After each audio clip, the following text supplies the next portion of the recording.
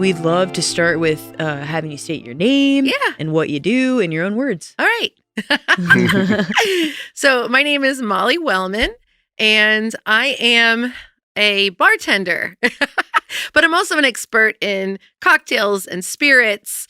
And I do a lot of consulting and private events and bourbon tastings. I'm also an amateur historian, and I'm an author, and I don't know. I do a lot of weird stuff. What do you not do, Molly? We're going to have to add more episodes to get to all of those things, I think. And I'm interested. I'd love to get to all of those things.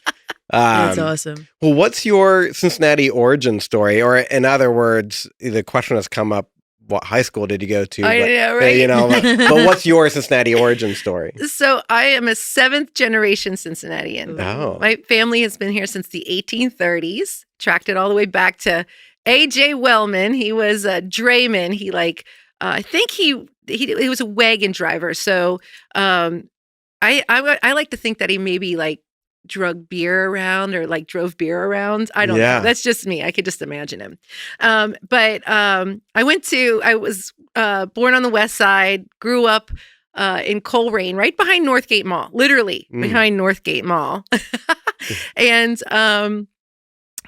then I moved to San Francisco for about 12 years, and then I moved back about 15 years ago now. My goodness. And from there, I started opening bars and built this weird brand that I didn't even expect to do. I feel like A.J. Wellmann sounds like A.J. Wellmann, bonded bourbon, a bourbon brand. It does sound like a bourbon brand. If you ever create your own bourbon, that might be the name to go with. You never know. Yeah. I don't think they weren't big drink. I mean, there were some drinkers in my family, but on my mom's side, they really weren't big drinkers. In fact, there was one great uncle I had. He was the secretary to the Sinton family. So the Sinton family were a big, rich family back in the day. And in his will, he said, nothing goes to anyone who deals with alcohol. So I'd be totally out of that. Totally. Good thing that was a couple generations ago. What first drew you to spirits and mixology? Well, so when I was in San Francisco, I started actually, it's weird. I was going to school for jewelry design, of all things. I'm a jeweler as well. I forgot to put that in there. And my friend came up and she's like, "Hey, do you want to just work in my restaurant? I'm opening this restaurant. You can be a food runner, just somebody who runs food to the tables." I'm like, "Yeah, that sounds great. Some extra bucks. That's great." And it ended up that I just ended up bartending. I don't know, but I loved it. I loved the interaction with people and the creativity you could have as well. And I love the fast pace of it. I love that you can work at night too, So I've always been somebody who likes to work a lot. And when I moved back to Cincinnati, it's been 12 years and I'm pretty colorful, and I have this style that I just didn't want to give up. So I thought I was going to start bartending and see where it led me and see how the city had changed, see where I fit in. Well, apparently I fit behind the bar. So it just continued that way. And when I moved here, the first restaurant I worked in was called Chalk. It was over in Northern Kentucky. Do you guys remember? No, I'm not familiar. I wasn't here at that point. I've been here for 8 years or so. It was 2008. That was right when I was trained. I actually went to California too. Did you? Mm-hmm. Where in California? I was in Orange County in LA for 9 years, but right around that time was kind of when I was skirting out. So I haven't heard of Chuck. No. But cool. It was a Jean Robert restaurant. Oh. It was over in Covington. It was right by the Roebling Bridge. It's Blinkers now. Oh yeah. You know Blinkers? Yeah, definitely. Yeah, real cute little Jean restaurant. Robert. I didn't even know he had a restaurant. Oh my gosh. Well, he had several restaurants. Now he has I think 2 or 3. 2. Yeah. 2, yeah, 2. I think French Crust just opened back up. Yeah, French Crust and Bar Le Bouffe. Yeah. I don't say that right. I'm not French, so he says it so much more. There's not too many people in Cincinnati that are going to critique you on that, I don't think. But I was really honored to work there, and they put me behind the bar. They're like, we want somebody who can make classic and craft cocktails. And I'm like, oh yeah, totally. I can make those. I had no idea. I had no clue. I was coming from a background of making drinks for like nightclubs and stuff like that. I can make kamikazes like nobody's business. And so I went home and I Googled, craft cocktails and classic cocktails.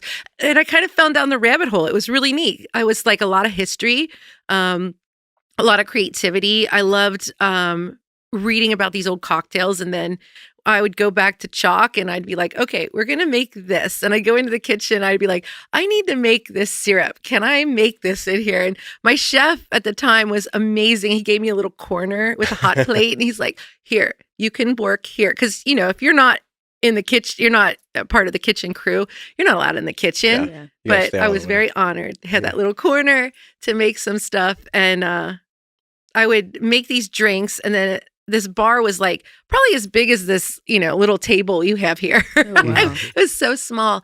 But everybody who came up, I'm like, I have this classic cocktail from, 1870. And here's the story behind it. And then it just kind of turned into a thing. So it was awesome. There's a lot of people that attach to that. Like if you can kind of create a story for them, I don't know. I feel like to me, and maybe I'm just like too into it as well, but like, I think it tastes better. Yeah, I knew you were going to say that. I was like, it tastes better. Yeah, I agree. I love a story with everything, but I loved bringing people into it. And I still do. I love giving people an adventure, like with a cocktail in their hand. That's even better, Yeah. This is funny. We actually have a question that lines up with this perfectly, because we've heard that you're inspired by the history and the story behind the recipes and the drinks itself. But do you have a favorite origin story or history behind a cocktail? And this might be a hard question. It is a hard question. There's one that I love serving people, and I love the story of it. Can I tell it to you all? Yeah, please. Definitely. All right. Please. I don't have the stuff to make it right now. Yeah. I should have brought a cocktail. What's wrong? Yeah. Next minus time. the star. Next time. I know. We're planning to have a launch party, so maybe we can all bring it together. That's Heck perfect. I think all podcasts should have cocktails with them. I don't know. It's just me. I agree. Okay, so the cocktail I love to serve, it's called a Saratoga. Okay, and it's weird because this is from New York, from Saratoga, New York, and it dates back to the 1870s. All right, and I love the story. So I'll tell you what's in it. It's basically rye whiskey, some sweet vermouth, some bitters, and then brandy, or cognac. All right, because the cognac comes in and rounds everything out. It's beautiful, right? Strong too. Yeah, I was gonna say. I was like, "Woo!" Yeah, I'm a whiskey girl, but that sounds like really strong. Yeah, I like rye. Basically, have you ever had a Manhattan? Yeah. It's basically a Manhattan with some cognac in it. That's it. And the cognac's a little sweeter, so it rounds it out. It's beautiful. Mm-hmm. Well, this cocktail, like I said, dates back to 1870, and it was created for this guy named John Morrissey. Okay. And John Morrissey, this is why I love this story. He was this big rough guy in New York, right? He was Irish American, born of Irish immigrants, whatever. And he worked on the docks in New York, and at that time, he was also the kingpin for the Downtowners, which was like a gang of New York. You remember that movie with Leonardo DiCaprio and everything? Well, he was one of the leaders of those gangs, and they'd always have these fights, and he'd always win. Like he was a great fighter, like this kind of fighting, with your dukes up, boxing. There was one fight he got in New York where he rolled into a stove, like some hot coals had come onto the ground, and he rolled over into it, and his back got burnt, and it was smoking, and they called him Old Smoke. That was his nickname. I mean, he was rough. So in the 1850s, he ended up going to San Francisco, like a lot of people did, for the gold rush, the 49ers, right? That's why they're called the 49ers. And instead of panning for gold and everything, he ended up gambling and boxing and made a fortune doing it. So he came back to New York, opened a bunch of gambling saloons throughout New York, rubbed elbows with all the rich people. And at one point, he ended up going up to Saratoga. This is where a lot of rich people would go to get away from the city and, take in the air and the waters, the spring waters. And he decided there needed to be a horse race. So he had this horse race during the Civil War. This was like in the 1860s. And it was a huge success. Somehow he got the fastest horses during the Civil War, which is unheard of, to go up and race this race. Thousands of people showed up and all the rich people showed up, right? And that sprung an idea that they should start a jockey club and a horse track up there. And so John Morrissey, along with Keene and Vanderbilt and a lot of other interesting rich people who were really into horses, started this, right? Well, John Morrissey, opened up a gambling saloon right by the train station and served this cocktail, which I just love. The one thing, he didn't like women in his establishments, not even women of the night.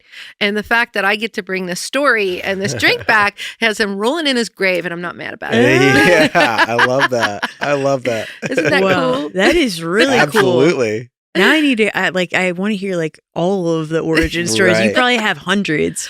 I love this. I love history, and I love that I can follow history through a cocktail. It's really neat. Yeah. Yeah, definitely. It's really funny. I thought that she was going to tell us that you got so much experience from San Fran, and that's where you got all the craft cocktails, but you just kind of jumped into it and took the bull by the horns. But that's really, really awesome. It's definitely a Cincinnati thing now. Yeah. Yeah. So I'm interested for myself, but also our listeners. Obviously, we're not all starting bars, but we probably have our own little home bar set up. Yes. What are the essentials? What should when I go back home and look in my little cabinet, what should I make sure I have next time I have people over? So you should have a shaker. Yeah. And you could there's a couple different shakers. I use what's called a Boston shaker, which is a 2-piece shaker. And then there's a strainer called a Hawthorne strainer. There's also the one that a lot of home bartenders have called a cobbler shaker, which is that 3-piece. It has the lid and it has the little lid that covers the strainer. You should have one of those. You should also have a mixing glass, because if you're making the Saratoga, or you're making a martini or a Manhattan or something that has all alcohol in it, you're going to want to stir it. So a beaker of some sort, and then a spoon, a bar spoon that has a twist to it. I think that's important. What's the importance of the twist? Yeah, I have one of those, and I'm I thought it was just a cool decoration. Yeah. It is a cool decoration. But one, it helps you to stir it, and there's a way you need to stir it so that it doesn't chip the ice and everything. It just chills. Look at, I'm doing it with my pinky. And then also, if you're making a champagne drink, that little twist helps with, so you don't have a volcano. If you're making a mimosa at home, you know how sometimes you put the orange juice in and then you put the champagne on top, and you have, and you've wasted it, all that beautiful champagne. You say sometimes, it's every time for me. Well, not anymore, Brad. Not anymore. I'm here to help you with that. Save your champagne. If you take that spoon and you put it into the orange juice and you slowly pour the champagne down the twist of the spoon, it will help dissipate the bubbles so you won't have that eruption. So cool. That's so Isn't that cool? Brad's just shaking it, I you're will. swirling your champagne Even into your pouring orange a juice. beer is difficult for me. That is crazy. Oh, I love to hear that. And you know what? We kind of skipped over this amazing question, which is, you've grown your business and your brand so much over the years. And can you take us through where it all started and to where you are now? We heard, the initial start, but you have had so many iconic bars in Cincinnati. So, and for our listeners that don't know or want more details, want more dirt on the story and the progress of your journey here in Cincinnati. Well, it wasn't something that I planned. It just kind of happened. I think, though, starting at Chalk and a bartender who actually cares about the drinks for her guests, was one thing. I got a lot of attention for that. And then the stories behind it. There aren't a lot of bartenders who are, studying old cocktail books from 100 years ago, and then telling the stories of them. So that got me a lot of notice. And And then I also would study not only the cocktails, but how bartenders before Prohibition would run their bars. Like in old cocktail books, there's always like tips and tricks for bartenders from, before Prohibition, pre-Prohibition bartenders. And I started studying that and exactly all their techniques and everything they did. So I became real well versed in how to execute a lot of these old cocktails. So I wanted to open my own bar. I would go and besides chalk, I would go and I would work like guest bartend at all these different bars throughout Cincinnati. And a lot of the bartenders there, they would just put me over the corner. They're like, nah, nobody wants you to tell them what to drink. Like everybody knows what they want to drink, and you just serve it to them. Just and give it's them a real vodka easy. soda. It's going to be fine. Yeah, exactly. Yeah. But I was like making a cocktail list and I would say, hey, what kind of liquor do you like? Or what do you normally drink when you go into a bar? And they'd be like a Cosmo. And I'm like, oh no, we're not doing a Cosmo. I'm gonna make you something from the 1930s or it's gonna have the same taste profile, and I'm gonna tell you a story behind it too. And that's kind of how I got people into it. And then all those people or all those bartenders would be so surprised because by the end of the night, I'd have everybody around my well. Drinking my cocktails, and it turned into a thing. So I thought, I'm sick of being put in a corner. I'm going to open my own bar. And I met 3 gentlemen who wanted to open a bar. I was thinking it's just a really small little place with a few seats, something I could handle for my first bar because I'd never owned a bar before. And these guys from Neons are like, we want you to open a bar with us. And they showed me Japs. And I was like, this is huge. Yeah. There's a lot of seats. And I was like, did it start with the annex? Like, was that the whole? Okay. The annex. No. Jump because the annex was great. Oh my God. Yeah. It is literally my favorite place in Cincinnati ever. I want it to come back. Me too. I loved it. That's where my wife and I that's where our dating happened. It was the annex. Yeah. I love to hear that. That's cute. It's my favorite is when I meet people and are like, oh, we met at Jabs, we met at the annex, or we met at one of my bars. But when they say they met at Jabs, usually they'll go, we went on dates, we got engaged there. Like, they come back, they're like, can we get our wedding pictures here? And I'm like, yeah. Yes. And I'm like, you have to bring your firstborn here. And some of them had, like they would bring their baby to my bar and I loved it. But then we opened Japs, and that was the first bar, and it was really the first cocktail bar in Cincinnati. I was very particular about how I wanted things done. We changed the cocktail menu every week. We used only fresh ingredients, so I had like a whole station where I had hot plates to make all the syrups and juice everything by hand, and it was a production. Yeah. And there's no one else doing that in the city. So, and then the stories were really important as well. So we started there. I then became an owner of Neons. And then the annex happened by chance. That wasn't even supposed to be a thing. But we had a big party one time for the repeal day. And we threw a big party in there and it worked. And then everybody kept coming back every weekend like, hey, where's that dance part? Where's the dancers? I was like, well, I guess we got to open that up. Yeah. And it became a thing. Yeah. And then the Old Kentucky Bourbon Bar, because I love bourbon. Bourbon is my thing. I'm an executive bourbon steward, which means I'm a big bourbon nerd. So we opened the Old Kentucky Bourbon Bar, which again, people thought would never work because we only served bourbon.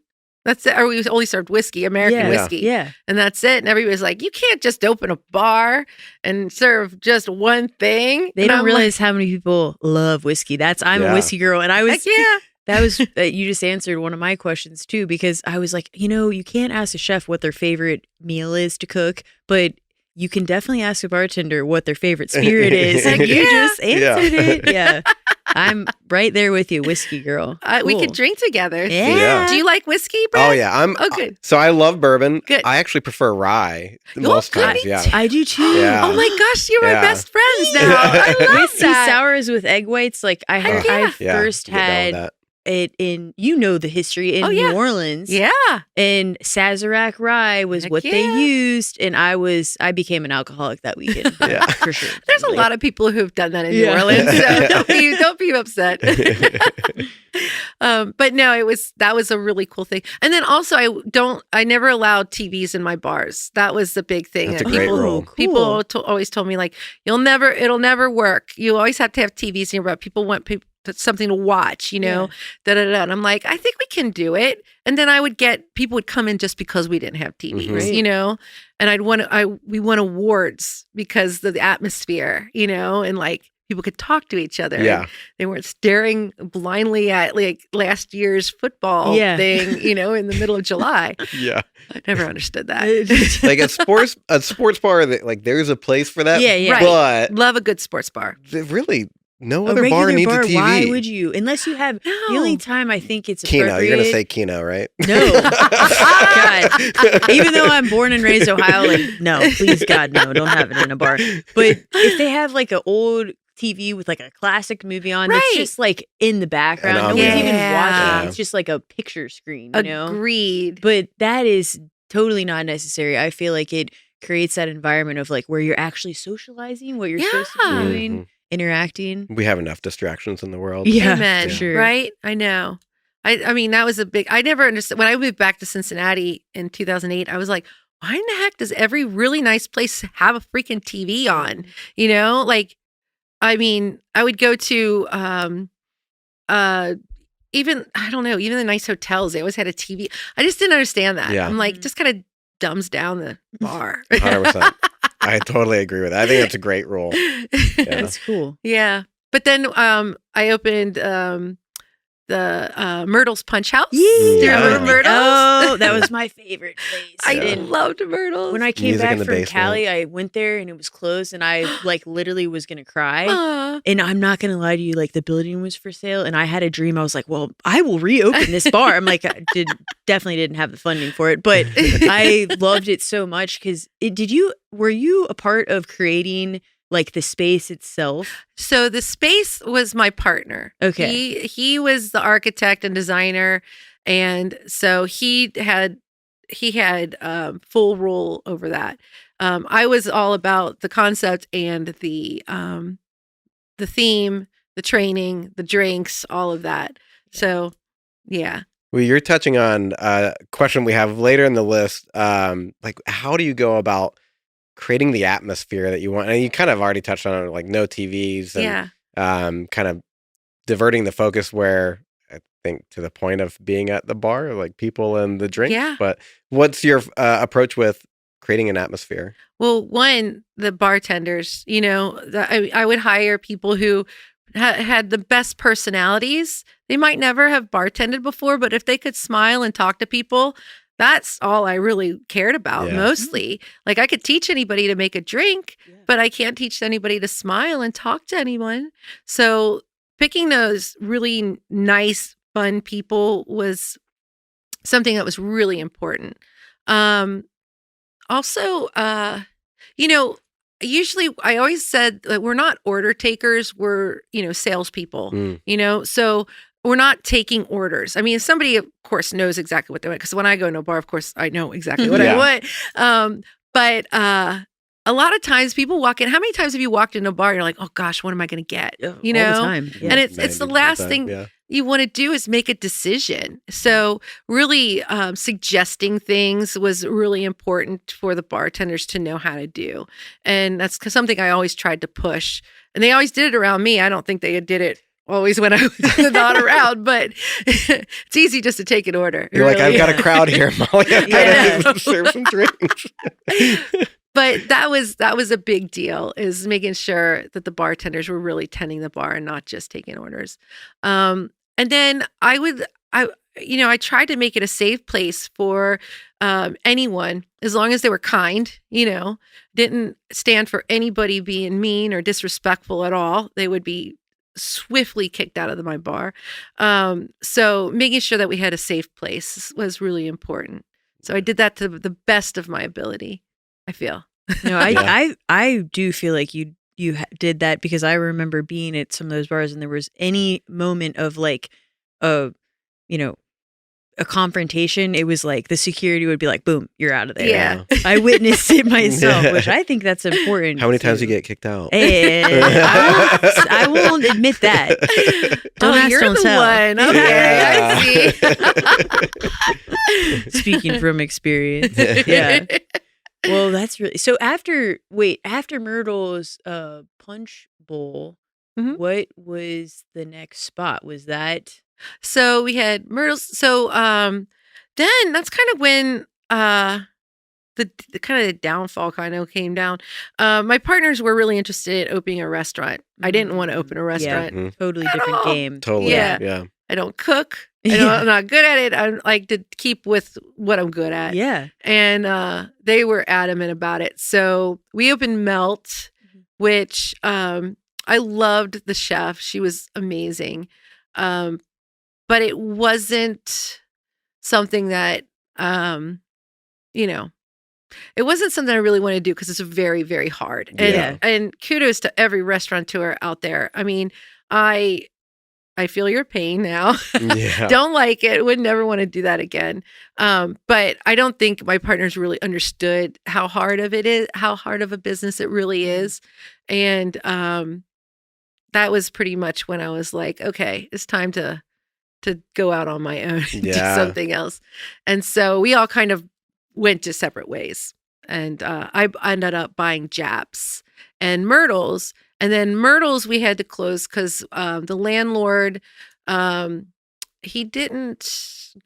wanted to be my partner pretty much. And I just didn't want him as my partner. So he didn't want to continue to lease to me personally. So that's kind of how that ended up. And that happens. I heard about that story, and it's such a shame because that does happen to like a lot of restaurants and stuff where the landlord has so much power, like where they finally get success, and then all of a sudden they jack up their rate, or that's unfortunate. Especially when you're creating a popular business in a place that didn't have a ton of traffic already, and you've experienced that in different places like Myrtle's, OTR. You were an early pioneer. I don't know if that's the right word. OG. Those early days. Yeah. One of our other, or two of our other guests talked about meeting at Neons. They own Lost and Found. I'm not sure if you're familiar with them, but I love Lost and Found. Steven, one of the owners of Lost, he actually was a bartender for me. I was so honored. Right. I was so honored to have him as a bartender. He's so freaking cool. Yeah, he was on our show earlier, and they talked about how much they love Neons, and like it was like the gathering place for OTR. And not to say anything negative about anywhere else or anyone running a bar in OTR. The place is not the same as what it was. I don't think it was meant to be the same as what it was. 4EG owns that, and they also bought Japs, and they're an incredible company. They really, really are. I enjoy a lot of their places. I do too. I love a lot of their places, and I love how they run their company. I've known them for a long time. Yeah. So I was really happy that they actually got Neons, and I'm really happy that they bought Japs as well. That's awesome. So, and I know it didn't mean, there was a lot, like, Neons was like Frankenstein together. That whole building was Frankenstein together. So crazy. So they actually made it a place where it's kind of cohesive now. Yeah. It really is nice. And I love what they did upstairs with the bar. I always thought there should be a bar upstairs there. Sure, I haven't even checked that out yet. That's awesome. The old Neons almost felt like a ruin bar from like Budapest or something like that. Exactly. Yeah. And that's a good way to put it. You should like behind the bar and like downstairs, it really did feel like you were in some other weird country. Yeah. It's an old building. It's really cool. It's a staple in Cincinnati. I'm just glad that it's still around. Yeah. I'm still glad that the space is there because it's really special. So. Yeah, I love that we preserve some of those old buildings, and what we want to hear kind of your thoughts on the evolution of OTR, because like Brad was saying, you definitely were one of the starters and making it a hopping in place. But what was it like when you were first down there opening it? Because there wasn't a whole lot of businesses down there. No. Yeah. It was kind of crazy. I'll tell you, like before I moved to San Francisco back in the 1990s, I lived in OTR. I lived right next to Music Hall on 14th Street. Wow, okay. Yeah. And Wooden Nickel was right around the corner. It was really different. And I mean, I couldn't leave at night, unless I got into a taxi, because it was really dangerous to walk around down and over the Rhine in the 1990s. Yeah. Especially if you were a blonde-haired, blue-eyed, white girl. It wasn't safe. So there was just a lot of drugs and a lot of crime and a lot of weird stuff. I loved my neighbors, though. It was really interesting, our neighbors. Anyway, so coming back and seeing over the Rhine, in 2008 compared to the 1990s, it was like completely different. Mm-hmm. I mean, I remember somebody taking me over to Vine Street and seeing, there was, I think Lava-Matic had just opened up there, and Senate was about to open, Dan and Dan's place. And there really wasn't much else. It was really weird. I think we went to Lava-Matic, and I'm like, holy crap, you just didn't even walk down the street back then. And I saw some, I was like, this is awesome. And then, so they had just started the legacy tours where you could go and, tour the under tunnels and stuff, the beer tunnels and stuff. So I took one of those tours and I was just blown away. Yeah. I was like, this is so cool. So I started spending a lot of time downtown and just discovering it. And then I'd work in different places as well. So that's kind of how, and then meeting, my then partners, they were really into Over the Rhine. So they opened Neons at first, and they had no idea what they were doing. It was really kind of funny, but they had like Woodford in the Well. I'm like, I'll take a Woodford, and you guys probably need some advice. You're not going to make it with that. They were so funny. That's kind of how it started. It was definitely different. Like opening Japs, it was everyone said it would never work. It was just so funny that everybody said that. And then it won like so many awards after that. It's crazy. We made it work. But there was a time where I had to tell some people who were running their own business outside on the street a couple times, like, hey, I'm opening this business. I was like, can you just move your business like down there, And they did, which was great because nice. I didn't think it was going to work, but I just was like, well, I have to ask. And as long as I'm polite, maybe it'll work. I don't know. But it's a life lesson a lot of people could learn. Like just ask nicely, communicate, and see what's up. I honestly didn't think it was going to work. Yeah. I thought I was going to get yelled at and like probably have my place vandalized and stuff. But no, it worked. They moved down the street. So yeah. So I once had, and this is funny, at a previous job, someone from HR from out of town was asking like, oh, where can I go for a nice cocktail? And I kept saying, Japs. And it was someone from HR, and she looked at me and she's like, is that derogatory? And I'm like, yeah. Absolutely not. No. But I'm like, I don't know where the name came from. Can I tell you? Yeah, I would love to hear, just for anyone that's hearing this and maybe not from here and wondering like, what are they saying? Oh, I would get emails and letters from different people, and then there would be people from out of town. They'd be like, you call your bar Japs? And I'm like, yeah, not thinking anything of it. But Japs is the last name. I mean, over the Rhine, super German. Mm-hmm. Well, the guy who opened Japs, his name was John G. Jap. And Jap was a very common German, Dutch last name, apparently. And there's still Japs that live here in Cincinnati, by the way. Yeah. That sounds weird to me. Yeah. But we're talking Japps. Yes. 2 P's, double P. Yeah. So John G. Jap, he moved here in the 1870s, and he started a perfume and hair color business, like toiletry business. And then it moved into wigs and hair. So he moved into the building where Japs is now and called it Japs Wig and Hair Store. And it was one of the most upscale, successful wig and hair stores in the whole country. It lasted from 1879 all the way to 1985. Oh, wow. And it was passed down to family member to family member to family member. And nothing had changed until, in that place. Like really. It's crazy. It's like I had people who would come in and say, I remember coming here with my grandma, like to get a wig piece, or my mom get get hair piece and stuff, or combs or whatever. And it was always scary because it's all, this big ornate cabinetry and like, tin ceiling and, very dark. And there's like old people behind the counter.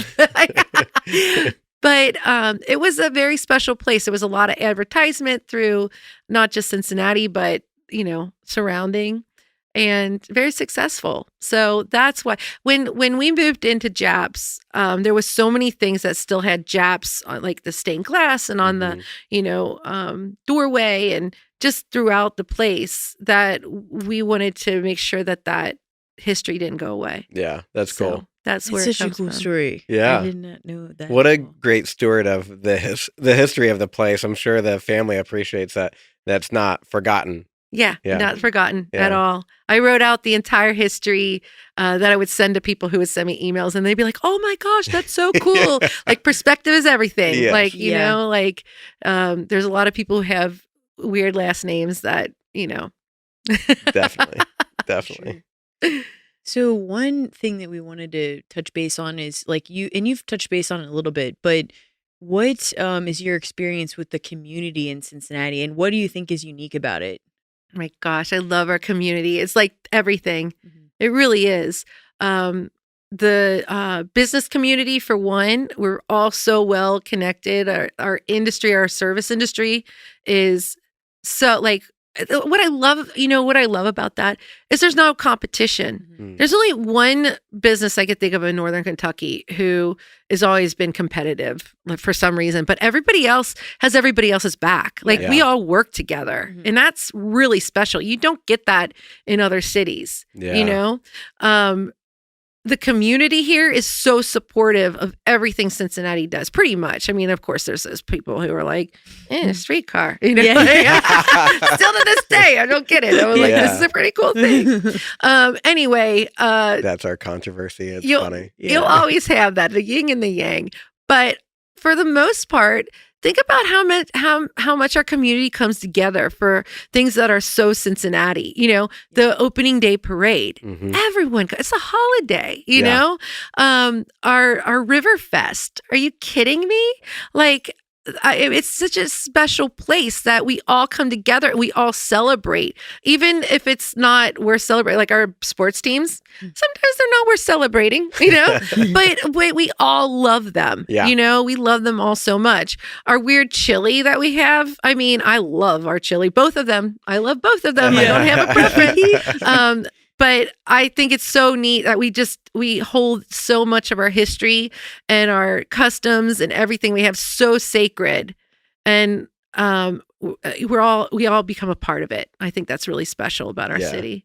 You're touching on so many topics that are kind of like our origin story of this podcast, which was like some of our friends that are like, I really love it, but they're kind of saying it quietly, like they don't want to be too boisterous about loving Cincinnati, and we're like, man, let it fly, Scream it from the rooftops. Yeah. I do. Everywhere I go. Yeah. See? When I went to LA, everyone's like thinking I'm from the cornfields. And I was like, you can't knock a city until you've been there, Right. And they don't realize how big it is. But I do really feel like it's like the biggest city with the smallest town feeling. And what you touched on, the community, and every single person that sat in that chair has talked about how it's so much easier to run a small business here because of the support. Oh, big time. And it's crazy what a difference that makes. And another hard question. I like hard-hitting journalism. That's what we're here for.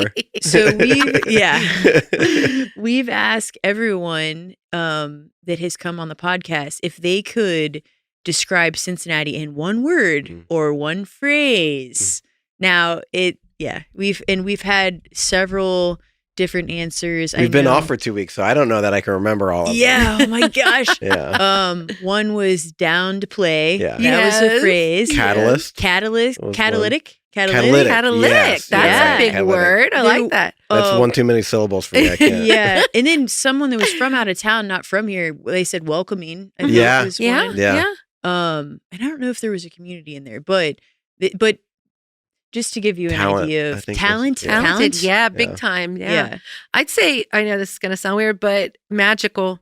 Yeah. We're a magical city, and we have a magic that you can't find anywhere else in Cincinnati. And people like who come here for the first time from like the big cities, they feel it. They always leave. We're like, wow, Where that was was I? really, really cool. Yeah. You know, everyone I talk to, they're like they can't They're wait shocked. to come back, you Mhm. know? So there's I mean, we're well educated here. We're well traveled. We have some of the most amazing, important companies to the world here. We are family oriented. Yeah. We're comfortable. We're affordable. We are, but we have, and we cherish and we love our history, which I don't know if it's just me, but I think that's really important. We save a lot of what. Well, I think a lot of people agree with you because I think that is something, you know, you move to some cities or you visit some cities and there's no focus on history, and that's Yeah. totally their Tear call. down And, Yeah, is their- and some totally. cities are brand new and they don't, you know, necessarily have it. But Right. like here, Right. it's something that we're, I guess, hanging our hat on and, you know, not leaving it behind. And we have so much of it. So it would be Yeah. a shame if we didn't allow that to be a focus. It's awesome. I mean, you can touch it. You can be a part of it. Think of our arts too, how approachable they are, Yeah. like compared to other cities. In San Francisco, I didn't do a lot of like, you know, the opera and the symphony and all of that. It just seemed like it was just for Yeah. those people. You can't really afford that and rent. Right. Oh, you You can't know? afford anything there now. But in Cincinnati, it seems like our arts are for everyone, and it's really comfortable to go and be a part of. So Absolutely. yeah. That's been a reoccurring theme as well. Yeah, art scene I know. here. It's Yeah. huge. Everyone mentions that. So what do you tell people who doubt Cincinnati who have never been here before? Because we've all experienced that, and you just touched on so many, like you're hoorah for Cincinnati. I love Yeah. it, which is the whole point of our podcast. But what's your like go-to punchline to hit them back when they say like boo Cincinnati? Well, first, usually it's at a bar. And I'm usually like, you don't even know. And she snaps her fingers. Yeah, you don't even know.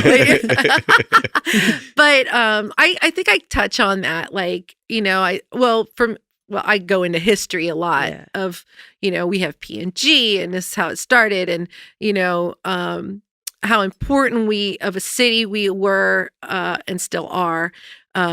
And are now becoming still, you know, back in the day as well. Things like that. I usually go into that. And if I start talking about this history of Cincinnati, you'll not get me to shut up. So I'm going to stop myself there. Well, let's turn it to the future then, I guess. So like, what do you expect and what do you want to see in 5 to 10 years in Cincinnati? Well, I'd like to see that damn streetcar go. Yeah, expand the streetcar. Yeah, I'd like to see it go to the airport. I'd love to see it go up to University of Cincinnati. Yeah. That's one thing. I know that's a big thing, but I think that'll help connect so many, you know, so much in our city.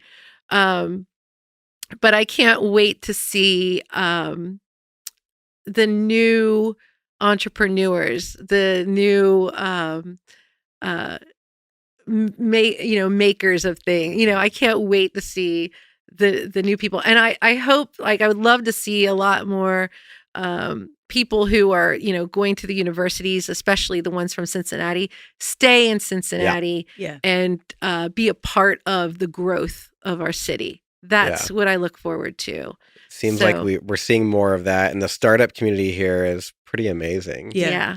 And they always seem to come back to, like, I'm a University of Cincinnati grad myself, and it's like they say it's a boomerang city, and that's for sure. Definitely is. Yeah. What do you think you've learned about yourself through your experience as an entrepreneur? Because you've experienced a lot of, you know, starting new businesses in different areas, different neighborhoods. And obviously, it's very challenging. So, what do you think is a takeaway?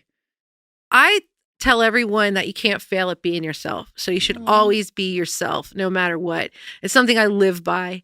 I think that being yourself and, you know, having your dream and making it a reality is a part of putting your mark on the world and, you know, making something new. Think of all the people who decided, to start here, the people who decided to like land here and build a city, that was a dream that nobody else is doing. Yeah. And look what it's turned into so far. So sky's the limit. Sky is the limit that what you can do here. So put your mark, stick to your guns, stick to you, don't let anybody tell you can't do it. You can. Yeah. It's awesome. She's also a motivational speaker. Yeah, absolutely. I love that. I'm like, I did. I want to go read like what color is my parachute. Like I'm like, Molly, can we have a special session on what Morgan should do with her life? Like, I love that. That's so cool. So sorry. No, you go, Brad. You've touched so much of the city. You're from the West Side. You've had, your bars in OTR, Walnut Hills, even Northern Kentucky. Mm-hmm. But what's your favorite neighborhood in the city and why? I don't know if you can narrow it Drum down. roll. Gosh, that's so hard. I love them all. Shoot. I love OTR. I just, I've been here for so long. And I love the West Side. I love Westwood. I think it's such a special place. There's a lot of history there. It's really cool. And I live in Clifton, so I really love Clifton. And I mean, like a lot of people are like, "Oh my gosh, it used to not be this," but I love the changes that are going on there too. Gosh, that's the hardest question ever. That's okay. Those three, Yeah. I mean, there's plenty of neighborhoods. There's so many to narrow it down to three is even. Sometimes it feels like Cincinnati is like, we always talk about 52 neighborhoods, at least on the, north of the river, but I'd add more, as far as south of the river, but it almost feels like 52 little towns that are kind of connected. Yeah. It really is. I'm writing a book right now on the history of drinking in Cincinnati, and it's fascinating. Can I pre-order that? Yeah. I'm so into that. That's still working on it. I thought I'd have a lot more time after, selling Japs that I'd like sit down and just write the whole thing. Yeah. I haven't written one sentence because I've been so busy, but I can't wait to finish it. And every time I think I'm like, okay, we've got a chapter done, then I find more things to add to that chapter. So I really have to start putting the blinders on and just focus on what I got so far. But there's just so much amazingness that has happened. And I think a lot we can learn from it too, like for the future. Another inspirational thing. I love it. You have to know the past to make better decisions in the present to have a better future. Yeah. I live by that as well. So learning from what was done, especially here in Cincinnati, which was so unique, I think, to other places, is important. Yeah, those tours like really opened my eyes. I had no idea. We have a really our drinking history goes really far back. I don't know how we're still here. We drink so freaking much. Do you know at one point we had 2,000 saloons in Cincinnati? I think it was the most per capita in the whole country. It was, right? Yeah. Incredible. That's so cool. Think about between Vine Street, or on Vine Street, excuse me, between 12th and 13th, that area? Mm-hmm. 23 saloons. Oh my God. Yeah. Can you imagine how fun that would be? Yeah. Molly wants to go back in time. I want someone to open like the old style saloon. It would be scary though, Molly. It'd be a little scary. It would be scary. What'd you say? I want someone to open the old style saloon with like the partial doors, like go all in on being like that 1800s Have a style. paintball, shoot 'em up, gunfight. Well, I don't know about that. We don't. There were we had some really beautiful saloons. I know I'm going off on a tangent, but you're fine. I got to tell you about this. There was one in particular. It was called Focars, okay? And it was owned by a guy named Theodore Focar. And it was located right on Walnut Street between 4th and 5th. You know where like the Mercantile Library is? Yeah. I think across the street from there, pretty much, and a little up. But it was beautiful. Like, if you ever look up pictures of Focars, you walk through these big, beautiful beveled glass doors. You walk in, there's this mahogany bar with beveled glass mirrors, and there's all this art everywhere, like by famous artists. Like they spent so much money on art. It was like a gallery, but marble floor with $25 gold pieces embedded into the floor. I mean, crazy. absolutely all this, polished, wood and everything. And then you walk back and there's like this dining room and it looks like a Swiss chalet. All right. And it has this ceiling that's all a stained glass dome. Absolutely gorgeous with a fireplace and everything. And you sit down and you order a drink, and they make the finest cocktails in the city at that time. One of them would be a cobblestone. Okay, that's one that was made there.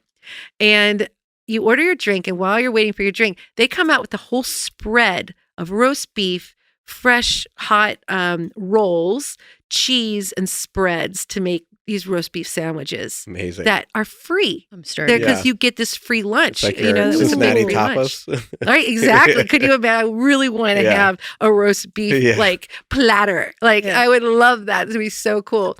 And then your drink comes and you sit there with your friends and everything and have roast beef sandwiches and cocktails in this beautiful place. That's amazing. Can you open this up, Molly? This sounds Yeah. is this your next idea? Next iteration. No, I'm not opening a bar anytime soon. I've retired from bar ownership for a while. That's why Brad and I were so excited to hear what's next for you, because you're so talented and clearly you can pick many different paths. But besides the book, is there anything currently like lighting you up that you're working on? So I've been helping a really cool bar across the river called Revival. They're so cool. You should have them on sometime. Is so that cool. Well, tell me about the bar, because I think I've heard of it. I have not been there, though. Revival. So Brad Bonds, he's one of my good friends. I just talked to him this morning, texted him. And he started going and collecting vintage whiskey and spirits. Yeah, I remember. Which is cool. I've done one of his tastings years back. Yeah. Yeah. He's really, really cool. So he started collecting and now he's just collecting all of these spirits. And he opened a tasting room right now in Covington called Revival. And you just walk in, you can only just get tastes. They're not making cocktails or anything like that. But they will be opening a full-on bar. And so I'm going to help him out with consulting, helping out, getting that together for him, because I love the history of it. They want to do some classic cocktails and stuff, which I know how to do, and all of that stuff. So we're gonna work on making classic cocktails with classic spirits, which will be really, really cool. So it's awesome. I'm really excited about that. But everything that I'm doing, like I've been doing bourbon tastings. I think I've done one every week for since July, which I'm not mad about, which I love doing. And then guest bartending. It's been amazing. Like people have been called me to do big events, to coming to their house and making drinks in their living room for them. Yeah. Which has been fantastic. I love that. So where can someone reach you? I think you have a website, right? I do. I threw a website together. I'm slowly putting good, the Molly. details on it now. I didn't write anything on it yet, but you can book me. There's a little book me button or whatever. Yeah. And you could click on that, and then it goes straight to my email. Awesome. And you can email me that way, and or we're gonna have book to me or do whatever. something. Where are your bourbon tastings at? At wherever anybody wants me, I hope this next year that I can start putting more things together for the public, because I do miss just, where people can buy tickets, and I just have to find the places, the venues to do it in, since I don't have a bar to do it in anymore. But right now, I've been so busy with people just booking me to their home or to their country club or, where have you, to go and do that. So that's really fun. So I've been doing 2023 business planning a lot, and I think events are going to be a thing. So I might need a partner for that. And I know how to make a cocktail. Yeah. We'll sell a lot of homes off of those whiskey drinks. That's right. Do you know how to open wallets with cocktails? Yeah. That's right. It helps. It definitely helps. What else do we have left here? We've covered a lot. We've covered so cool. Yeah, I'm trying to good. think I if love this. Let's see. Oh, Yeah. ooh. Oh goodness. One oh more. no. Okay. This one's well, I think a lot of my questions are hard, but this one you should nail. So when you go out for a good time, How did we miss that one? Oh, you know what? where does Molly Wellmann like to go? Okay, so I have a few places that I've been haunting. Haunting. I love it. Yeah. You mean gracing with your Gracing presence? with my You might want to be careful. Yeah. You might have your fan club showing up if you give away all the. So now that I don't have a bar, I can actually go out and be a patron on the other side, Yeah. which has been a lot of fun. I haven't been able to do that. And even when I did have a bar, I could do it, but I just always wanted to go home and be like, Right. crash. Yeah. But one of my favorite bars in the city is a place in East Walnut Hills called Anjou. Yeah. It is such a Really cool good. cocktail bar. It is so beautiful inside. The cocktails are the best. They're craft cocktails, they're not classic, but the bartenders there, they're so creative. Their drinks are off the hook, balanced, amazing. But the biggest thing I like about it is the bartenders. They're welcoming, they are informative, they are genuinely nice. That's what I like about it. Yeah. They are not snotty at all. Yeah. And I love being there. So that's one place. The other place I've been going to is Longfellow because I love Longfellow. I love the community there. I think Mike Stankovich is one of the coolest guys ever. I bug him way too much. I'm sorry, Mike. But his Longfellows and Mid City are two of the places I like to go with my friends a lot. So Yeah. yeah. It seems like both of those places are taking a similar approach or prioritizing people. And Mhm. I would echo the same things you said about Anjou at Longfellow because you can just belly up to the bar and have a conversation and Yeah. no one is too busy for you. It's Yeah, great. I think that's super important because you highlighted on selecting the bartenders. A lot of times when you go to a craft cocktail place, it is not like I feel like you can't really connect with the bartenders always, or there is that snootiness or snobbiness Yeah. in certain cities. Yeah, Which I don't you like don't that. get that here. I feel like you get that more in the divier places Yeah. that don't have craft cocktails, Yeah. where it's like, why do you have an attitude when you're pouring a vodka Right. soda? Yeah. Like, Let me tell you, I'm so glad you brought Yeah. that up, Morgan, because I think that in Cincinnati and Northern Kentucky, we have the best bartenders in the whole country. Yeah. I mean, hands down. Whenever I go someplace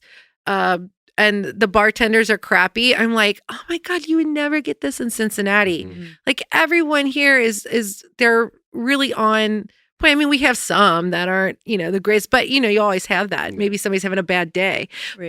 But for the most part, our bartenders are very attentive, very nice, know what they're doing, love their job. So it's awesome. I haven't had I've had one or two bad experiences. I'm not saying, but for the most part, I had the best experiences at Cincinnati bars rather than other places, other cities. I'm gonna Yeah. head to Anjou because I haven't been. Now I'm like super jealous. Like usually I go to all the hot spots. I'm like, how did I miss this? Yeah. You need to go to Anjou. I think that was the Crazy. first Cool. place that my wife and I went after we had a kid. Like we just had a little date night that night and it was perfect. And they had the time to listen to me probably make bad jokes. So How long has it been open? not that long. Oh. They've been, I think, about a year. Yeah. Oh Yeah. wow, okay. Yeah. So my son's All like, right, so I 9 don't months, feel like so- that big of a loser. No. No, pretty No. decent. not that All right. big. It's really, it's really beautiful. Like on Sundays, they're open on Sundays. So we would go for a ride, around town, my husband and I'd be like, okay, now take me to my favorite cocktail bar. We go to Anjou. So Aw. such a cool place. I love Yeah. that. I love that. Well, do you have anything else to wrap up? You've been such a wonderful Yeah, guest. this We has are been like great. It's been like we've been so naturally flowing. excited Oh my to meet gosh. you, Yeah. and you're legendary in the city and around the country. I think there was one question. You have won awards. I think 2019. Mm-hmm. You won the best bartender in the nation, right? Yeah. Yeah. Isn't that cool? Yes, That's awesome. That's why I'm like legendary. You're very modest, but what was that like winning that award? That's in the nation. It's not just Cincinnati. The nation. That's really quite a feat. I could not believe it. I'm like, She's wait a blushing minute. right now, guys. Yeah, I am blushing. I'm like usually, bartenders in New York or New Orleans or San Francisco get that. But I was more proud that Cincinnati got that, not just me, but our city. We were, I've always wanted to make sure that we're put on the map somehow. And to say that, a girl from Cincinnati got it, that was pretty cool. That is awesome. I love that. And Yeah. that's actually we talked to Jose and Ann Salazar. Oh, I love them so much. They're two of my favorite people. Their future, desires for the city was to bring the James Beard Award to Cincinnati. They were both like, it doesn't have to be us, but we deserve it as a city because we have such great restaurants. They've always been in the running, and it's the service industry here is amazing. It really, really is. Our restaurants are freaking fantastic. They really are. The staff. Oh my gosh, I went to Pep and Dolores last 2 weeks ago, and I had the best service. Not only the best food, the best service ever. I loved our server. She was amazing. Like, I was like, if I had a bar, I'd hire you. Like right on the spot. Bartenders are super nice too. Yeah, I hope I don't get someone in trouble, but like they had these beautiful coupe glasses, and I became friends with a bartender, and she's like, take them. I was like, well, throw them on my tab. Like, add it. Like I tipped well to pay for the coupe going glasses. Back to you getting kicked out of I was like, I'm not saying names. I don't want to get anyone in trouble, but it was a really pleasant experience. That's kind of one of my guilty pleasures is the pasta there. Yeah. Oh my gosh, it's so good. I mean, we have so many great places. I mean, and we deserve it. I agree with them. Well, Molly Wellmann put Cincinnati on the map. There you have it. Absolutely. It was such a pleasure, Molly. And oh my God. Such a great So conversation. much fun. Yeah. I've had a great blast. I want to go drink with you all. Yeah, let's go. We will. Please. It's like, hand you my business card, which is my personal cell phone number. Yeah.